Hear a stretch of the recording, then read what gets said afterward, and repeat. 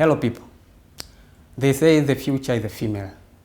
In supporting that, Mwananchi Communication Limited last year, 2021, launched the Citizen Rising Woman that aims at documenting stories of women leaders in order to inspire a young generation of women and girls in order to make them leaders at work and in life in general. I'm your host, Jafari Juma, and today with me is Alelio Lowassa, NBC Bank Chief Operating Officer. Alelio, welcome. Pleasure meeting you. Pleasure. What do you think helped you as a woman in your career? First of all, I would like to appreciate for this opportunity to speak to my colleagues, ladies, as well as all growing girls who aspire to get to the position that I've reached. Yes. I started my career as a banker in 1998, and I have had the opportunity to work in various capabilities to where I am today as a Chief Operating Officer of NBC. My career started with Standard Chartered Bank, where I spent almost 18 years, and then I moved to NBC. So today's message for me largely is just a reflection of my career in terms of looking back. How did I get here? And in principle, this is what I've crafted as the Alelios rituals for success. So I have three things that I consider they are really important. The first one is the service to others. The second one is the drive to fix problems. And the third one is raising your voice. So I have a lot of stories to share around all those areas. But let me start with the service to others. When I started my career, I started at a very low level. And I was to work in branch, NIC branch for Standard Chartered Bank. So, I mean, in terms of service now to others, I'll do my work, and when I hear somebody is having a problem, I'll always rush to see how can I help. So they ended up calling me Mama Query. So, I mean, as a result of that desire to just help every person. And in the process, I never realized that I was learning at a faster rate than even my colleagues. So I was reading a lot of policies. I was trying to navigate through various systems, so I became very knowledgeable, at least compared to my peers. So that's on service to others. So when I speak of fixing problems, I think the biggest message for young ladies is they need to have a courage to attend to challenges as well as problems. There is no any career that you will not have issues or you will not have challenges. And with that, I'll just give you an example as well. When I was very young in my career, I was working as a back office teller. So by those eras, customers used to queue in the banking hall almost for several hours. So I had to ask myself, what's wrong with this particular system? Why is it slow that queues are not moving? So I end up preparing a simple paper where I had indicated all the problems, or rather system referrals, transactions that are being referred to back office supervisor for them to approve. As a result, that particular paper got the attention of the management executive, and that's when it was presented and the system was fixed.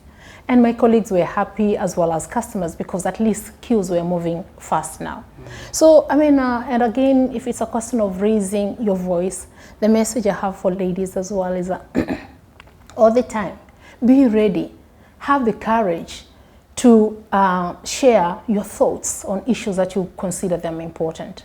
So I think in a nutshell, those are my rituals, or rather the principles that have really helped me to navigate throughout my career.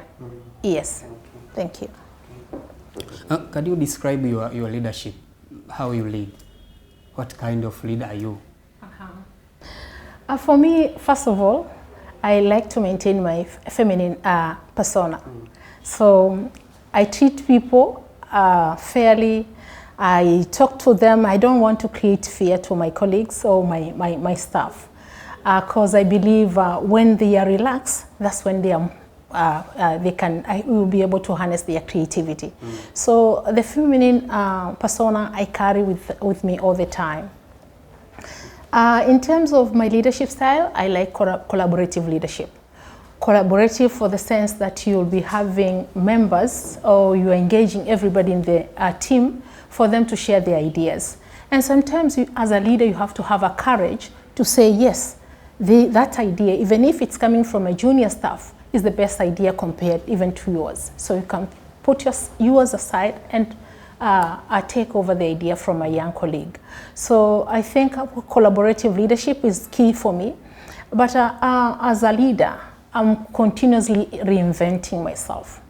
The leadership styles of those years and the generations that we are getting to manage, I mean, the demands are quite different. Like the millennials, they have different aspirations.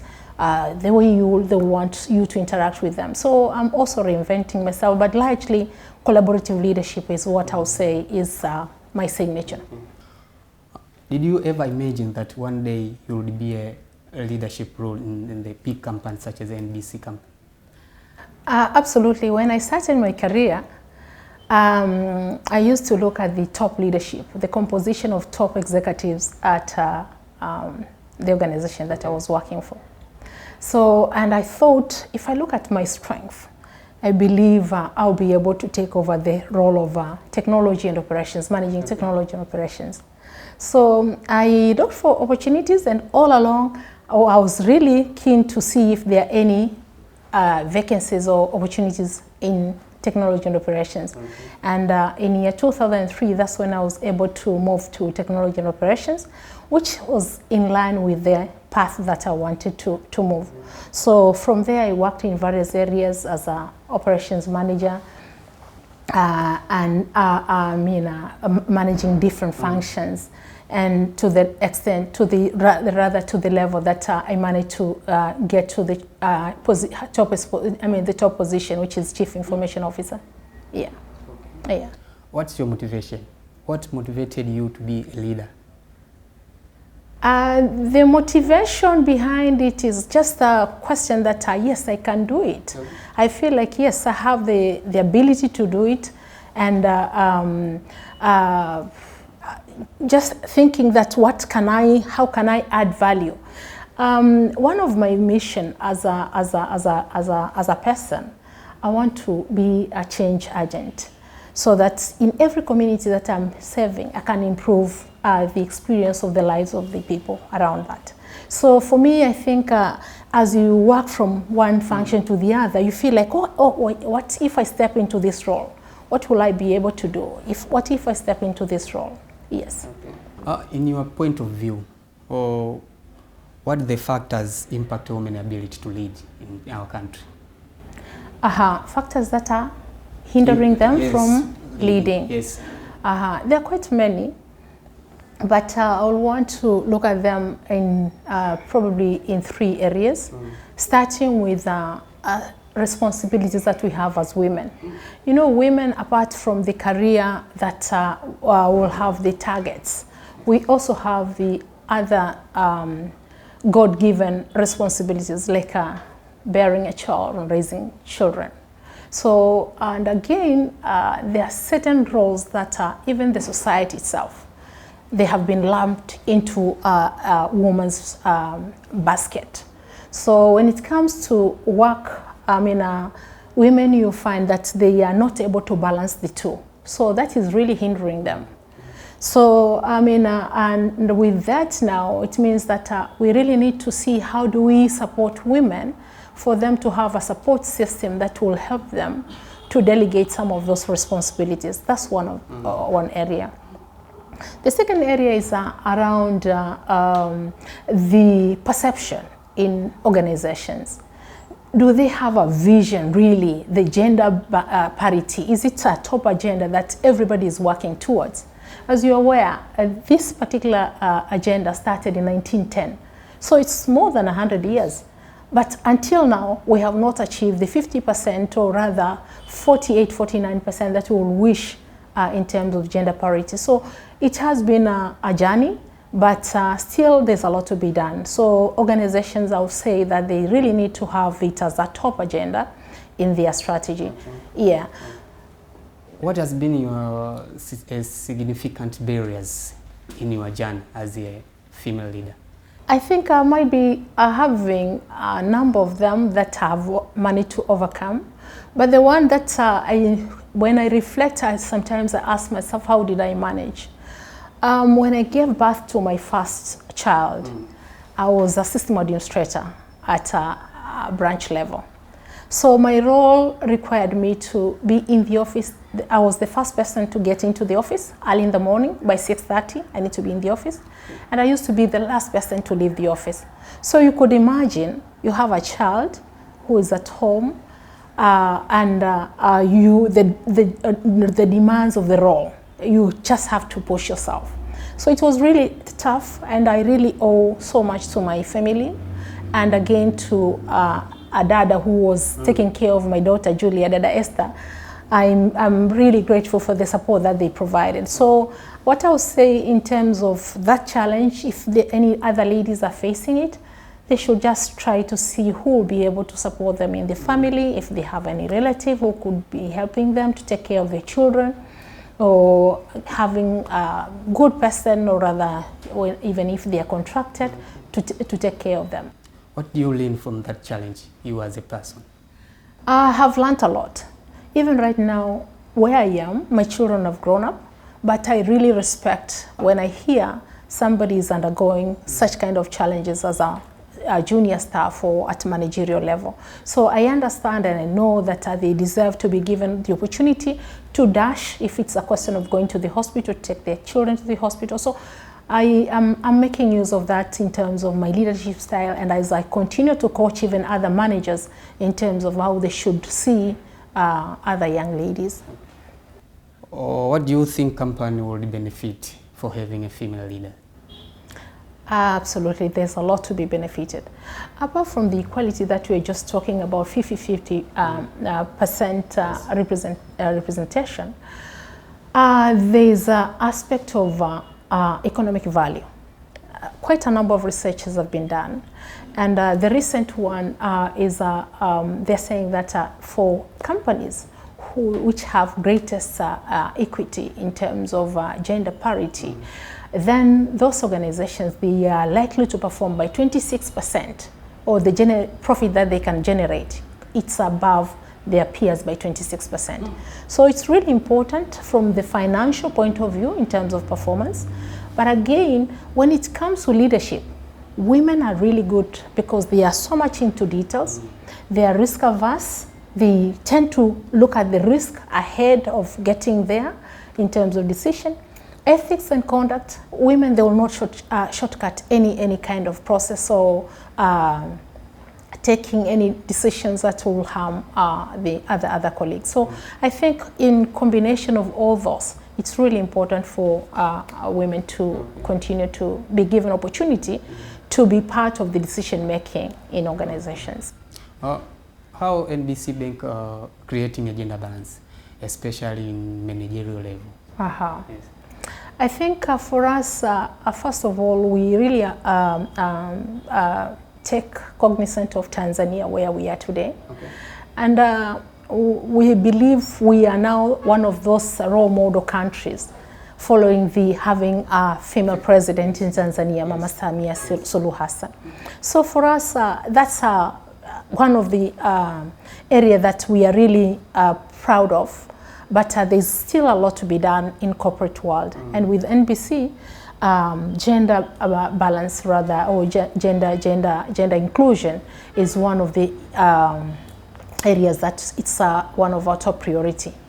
That discussion takes place even to the board level in terms of where do we want to get and where are we right now. So constantly we are evaluating ourselves as we progress along that. Other than that, we have quite a number of other initiatives that we are undertaking. We'll start with trainings. Other than the managerial trainings that we are giving to young ladies, we also have group discussions targeted to ladies. So we'll have small groups, save for this time that at least we have been having COVID. But we used to meet together so that at least we can share ideas and exchange views in terms of what we're going through in career. The other aspect is in terms of providing them flexible working hours. As I said, we are very considerate. And right now the technology is giving us that opportunity that they can also even be working from home. So we give them that opportunity. Other than that, we are setting up a nursing room. We have set already budgets aside for that, and as we speak, actually, we're in the process of looking for vendors that will be able to contract, or rather to set up the center. We believe healthcare for children and mothers who are breastfeeding, it's really important. We can only be able to deliver that in terms of giving mothers opportunities to breastfeed or even to pump milk for their children later. Yeah. So other than that, we have also invested in technology in terms of system. We have mentorship program, but tomorrow we'll be launching something bigger, because this time around we have decided to invest on technology so that mentorship programs, it's not just a question of writing on piece of papers. We will now have trackers, or rather systems, where we'll be uploading all the conversations that are happening, so that people are able to follow through in terms of what they aspire to be. Yeah. Apart from main inspiration to you, we want to know who is your mentor in leadership? I have had the opportunity to work with very strong people. Yes. I have quite a number of them. And again, other than just senior leaders, even my subordinates, they really contribute towards, or they have contributed towards my career growth. But there are certain names that always comes into my mind. I have Lady Anina Eshon. I used to have my manager, Liz Lloyd, who was the CEO for Standard Chartered Bank. I have other great leaders that I'm working with here, even at NBC, Theobald Sabi. So continuously, and when it comes to mentorship, sometimes people, just by observing, it's not a question of just sitting down asking questions. You can also be observant on their leadership style for you to see what you can pick and how it will help you. Yeah. How do you maintain your status as the COO for NBC, a mom and a wife? I think those are very demanding priorities, or rather responsibilities. But I'm grateful that my children have grown now. To some extent, they are all in boarding schools. So I'm somehow relieved with that aspect of at least checking their homeworks, doing all other activities at home. So I'm largely remaining with other responsibilities of taking care of the family in general and in the office. So I devote a lot of my time for my role. My role is very demanding. So I try as much to make sure that at least things are on track. And when I have time, then I can rest or relax when I get back home, or when I have weekend. Yeah. Well, as a partner organization in this Rising Woman initiative, what's your view since we're launching it last year, 2021? What's your view about this Rising Woman initiative? I think it's a very good initiative, for the reason that we will never, from where we are. Let me speak from where we are. Yes. Cause of the progress that we have made from the year that this initiative started, as I said earlier, from 1910 to now. We are still not there. Even if we have made some progress, like on the political front, there are still areas that we still need to continue to work on. So with me, I believe the initiative is really, really important, because we still need to continue to urge the society, to urge corporate companies, to urge even putting some sort of awareness to even a girl child that yes, they can do it. And that's how we are preparing them, and they should be ready to grab those opportunities. Okay. So it's a great initiative, I'll say. The second thing is sometimes out of these discussions, like the stories that people get to know, there are certain things that they will be able to pick and become a lesson, or rather something that they will also aspire. So I think the initiatives is really, I will support the initiative, and I believe it's the right approach. Okay. Yeah. Okay. Yeah. Well, thank you, Loyola, for the beautiful journey, inspired journey. So, what would you tell a young generation of women and girls? In terms of my final words in terms to of them, leadership, who have the dream to be leaders in big organizations such as NBC. First of all, I realize that there's so much, at least we have achieved a lot in terms of sending people to schools as well as college. Where we're having a gap is at managerial level and senior positions. So for me, I'll say, in most cases, people who are getting to managerial level, that's the time that they are starting the family. So my first advice to them will be they need to create structures that will support them for them to be able to manage both family life as well as the deliverables in the office. So if they will be able to establish that, then they will be able to concentrate or deliver to the expected level in the office. Because sometimes the issues of biasness that women are not getting opportunities, it's a question of can they trust that you'll be there to deliver, or you will be having excuses. So I think if we put structures or supporting structures, then that will be number one. Number two, for me, I'll say women sometimes we don't want to compete. Whether it's a question of vulnerabilities that we don't want to be vulnerable, if you fail, that's fine. You still have the opportunity to try again. So what I would recommend is they should dare to compete. And again, they should not wait until they have ticked all the boxes in terms of the criteria that employers are looking for. Sometimes you find a lady who has 80% of the job requirement, they are not applying. So men with the 40–50%, they will end up taking that particular role simply because there was no enough competition.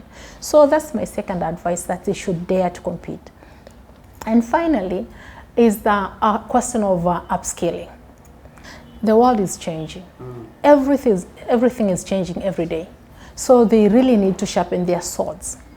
As a leader, or as a person who aspires to know what is coming up tomorrow, how do I prepare myself for tomorrow, they really constantly need to be learning. So for me, I think sharpening their swords is also very critical. Yes. Yeah. Thank you, Alelio, for your time. Thank you very much. Today we were with Alelio Lowassa, NBC Chief Operating Officer.